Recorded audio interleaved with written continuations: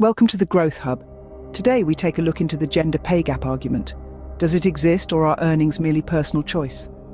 Let's get into it. Why does the gender pay gap continue to be a hot topic, despite studies such as the one from the Harvard Business School suggesting its non-existence? This is the provocative question we're diving into today.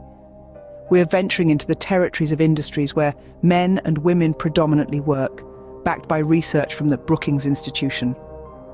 We're going to dissect how these career choices, as explored in a study the National Bureau of Economic Research, may influence the perceived income disparities. Are men simply in higher-paying fields as per Harvard's study? Or is there more to the story that the University of Chicago's research reveals? So do men really earn more, or are some women making job choices that pay less? As contemplated in a research paper by the Federal Reserve Bank of New York. Stick as we unravel this complex issue, guided by a wealth of academic insight. A person is paid according to the amount of value they add and bring to a company or industry. A commission-based salesperson, for example, regardless of gender, can earn a lot more than a person working as a hospital nurse. A female financial investor on the stock market, for example, sets her own income, her own rules and her own standards. Trouble is, those pushing that narrative fail to acknowledge this, as it doesn't serve their argument. Typically, women are more driven to want to have children. They actively choose not being stuck in front of a computer for 20 hours a day watching stock market tickers. They purposely choose other job roles to suit their lives better. The top male OnlyFans creator Tiger, for example, earns roughly $7.6 million per month on the platform, whereas the top female earner, Bella Thorne, earns a massive $11 million per month, 31% more than the male counterpart. However, I'm sure the gender pay gap protesters aren't fighting to level out this field. Have you ever wondered where men and women predominantly work? It's a question that sparks curiosity, doesn't it? Let's take a moment to delve into it. Typically, we find a higher percentage of men in roles that demand physical strength or entail high stress, such as construction, engineering, and firefighting. These industries are often associated with higher financial rewards. On the other hand, women have been traditionally drawn towards careers that involve nurturing, caring, and social interaction, such as teaching, nursing, and social work. These fields, while undeniably important, are often valued less in terms of monetary compensation. Now, this isn't to say that all men and women follow these paths. We're talking about trends, not hard and fast rules. But it does bring us to a crucial point.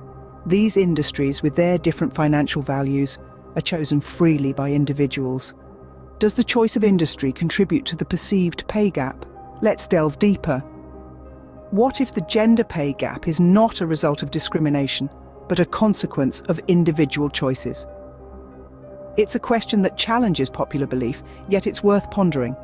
We've journeyed together through the gender-dominated industries and observed how various sectors attract different genders based on factors such as societal expectations, personal preferences, and physical suitability.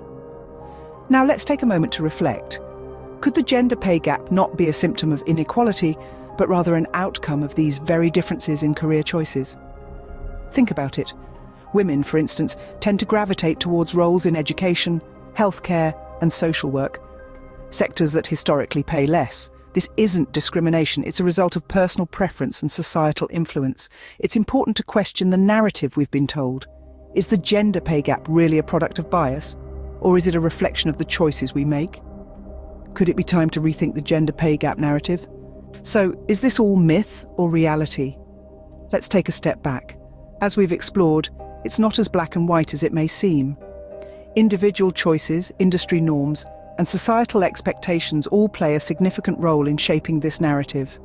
It's a complex issue, entwined with choices we make and the industries we choose.